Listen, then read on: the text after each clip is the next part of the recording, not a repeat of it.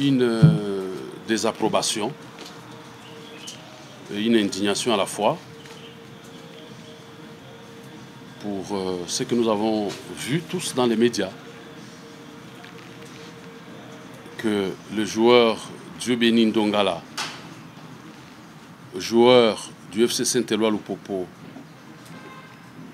ayant un contrat qui court jusqu'en 2028, puisse s'engager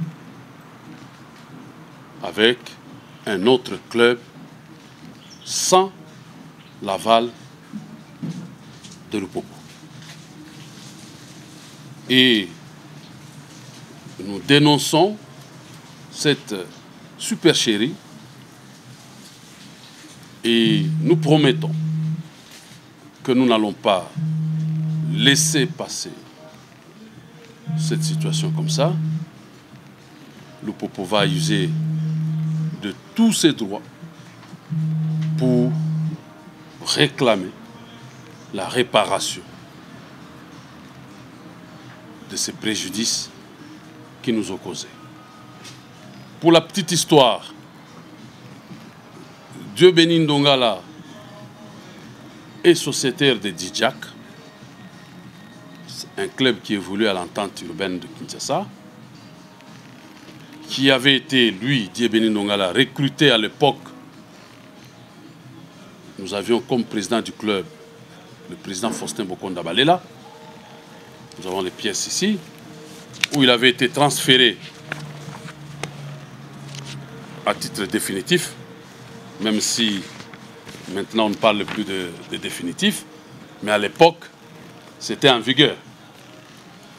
La convention de transfert avec Dijak est là, qui nous liait pour un transfert définitif. Dieu-Béni Ndongala est arrivé au terme de ce contrat. Il est revenu à Lubumbashi sous le président Pascal Beveradji. Il a renouvelé le contrat qui est ici avec moi et les gymnastiques ont commencé avec les joueurs. Je vous épargne de ces attitudes, prendre l'argent, fuir en Zambie, revenir et machin. Et au finish, l'année passée, le 3 août 2023, Dieu-Béni Ndongala renouvelle son contrat avec le Popo. Et ce contrat est là. Parce que tout le monde me demandait que le Popo brandisse aussi le contrat de Dieu-Béni Ndongala. Son contrat est là. Dieu-Béni se retrouve par quelle magie en train de signer un autre contrat dans un autre club. Alors que ce club sait que ce joueur nous appartient. Et que si ce club estime aujourd'hui avoir besoin des services de Dieu-Béni, il n'a qu'à s'adresser à Lupopo. Nous avons été surpris de constater que cela n'a pas été fait et de manière cavalière. On a pris les joueurs. On l'a fait signer un contrat. Je sais, en passant, que Dieu-Béni, c'est un joueur, je ne le minimise pas, mais il est manipulé par un monsieur qui s'appelle J.P. Onyenzi. Il s'est dit manager de joueurs, il les ballonne, il les amène ici, et finalement, par cupidité, voilà là où il se retrouve. Donc, bref, nous allons réclamer les retours de Dieu-Béni Ndongala à Lupopo. C'est notre joueur qui a signé un contrat légalisé d'ailleurs, approuvé à la FIFA parce qu'il est dans le système, ce contrat. Pour preuve, je vous ai même tiré une fiche de la CAF où vous allez retrouver Dieu-Béni Ndongala pour la saison passée. Je suis même surpris que ça puisse faire objet d'un débat. Pour ceux qui ont déjà géré ou qui ont déjà été dans des clubs, ils savent c'est quoi la valeur de ces documents. Il s'appelle bordereau de transmission des licences. Ces bordereaux passent par la Linafoot et par la FECOFA. Et c'est ces bordereaux avec lesquels tous les joueurs jouent les matchs. Lorsque vous n'avez pas encore de licence, on vous dit qu'il faut présenter les bordereaux de transmission des licences. Et comme si Dieu savait qu'il y aurait un litige, La Linafoot, l'année passée, a ajouté dans ses bordereaux la rubrique durée des transferts. Et dans la rubrique durée des transferts, Dieu béni Ndongala est là, c'est écrit 5 ans. Et c'est validé. Ça, c'est les sceaux de la Linafoot. Et ça, c'est la FECOFA. Les services d'affiliation de la FECOFA, gérés par Papa Massamba. Vous aurez ces documents. Alors, nous nous disons, c'est quoi les problèmes? Le Popo, qui ne va pas laisser passer une telle tricherie, va se plaindre, tant au niveau local qu'au niveau international.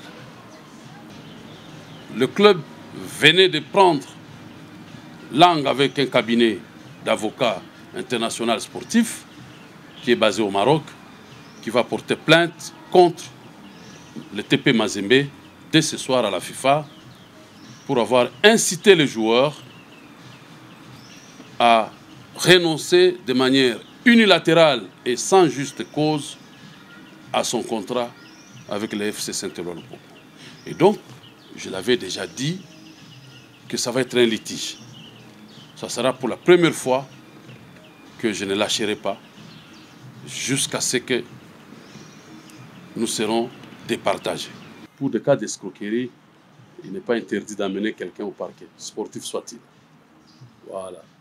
C'est-à-dire qu'au jour d'aujourd'hui,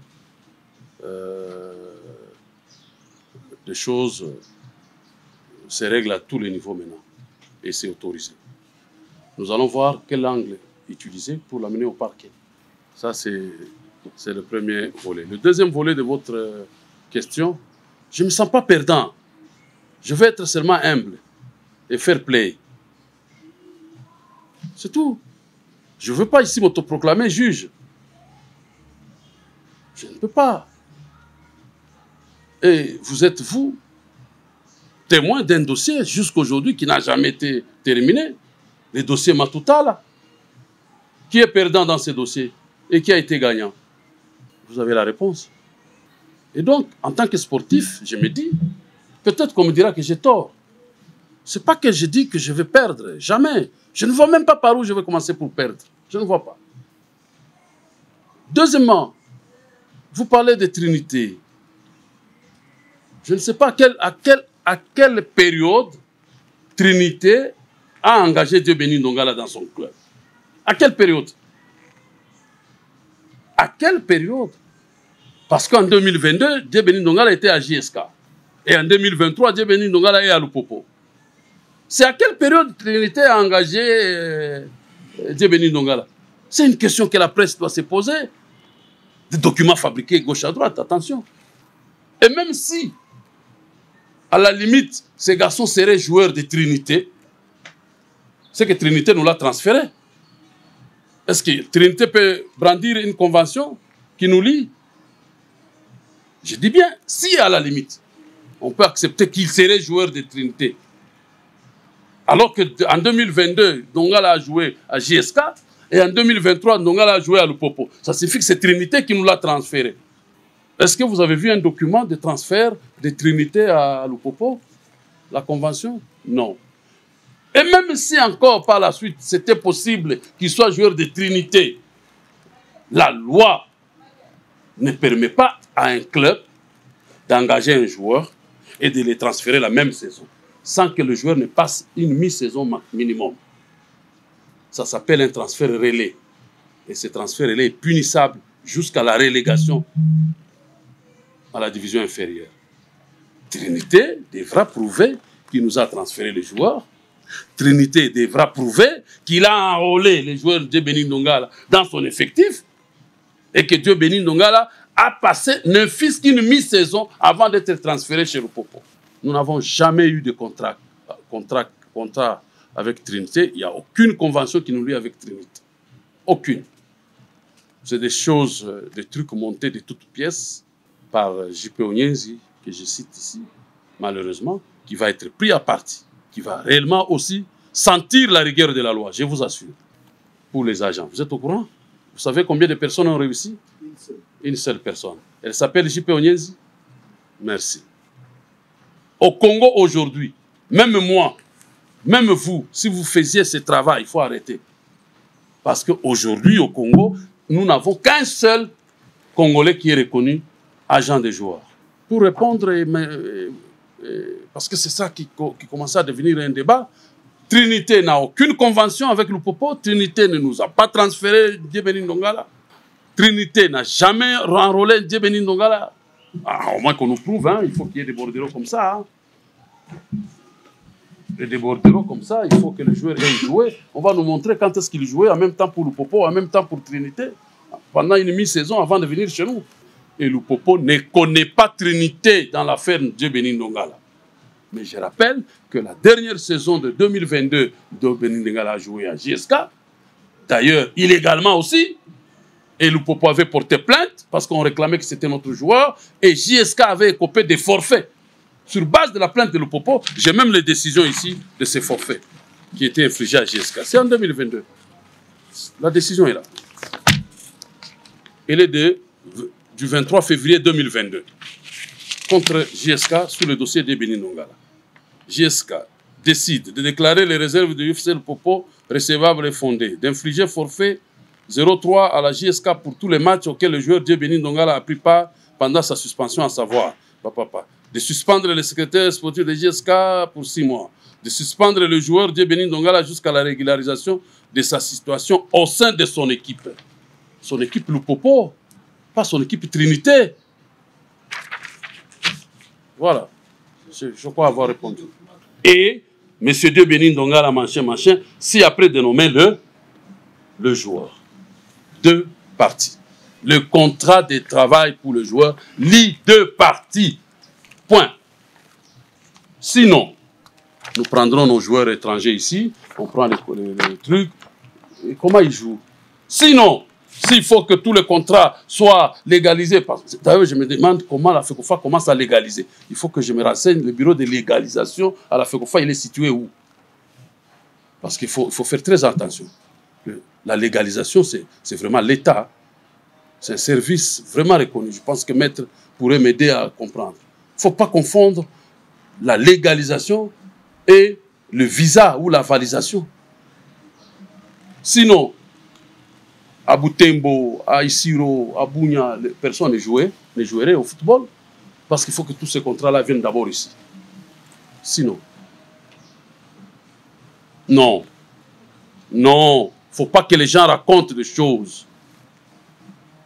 Ce n'est pas le fait que, je répète, j'écris, ce n'est pas le fait qu'il n'y a pas visa ou il n'y a pas saut de la FECOFA qu'un contrat qui lie un club à un joueur est caduc, c'est faux.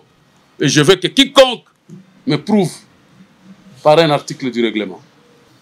Et si on vous dit qu'il faut faire viser, c'est protocolaire. C'est juste parce que peut-être un jour, vous pouvez, comme on dit, on ne retrouve pas. Alors, comment la FECOFA a accepté un transfert de 5 ans qui est sur un bordereau de transmission de licence sans savoir qu'il y a un document qui lie Lupopo à Ndongala de 5 ans. Comment ils ont accepté que ça soit 5 ans? Comment?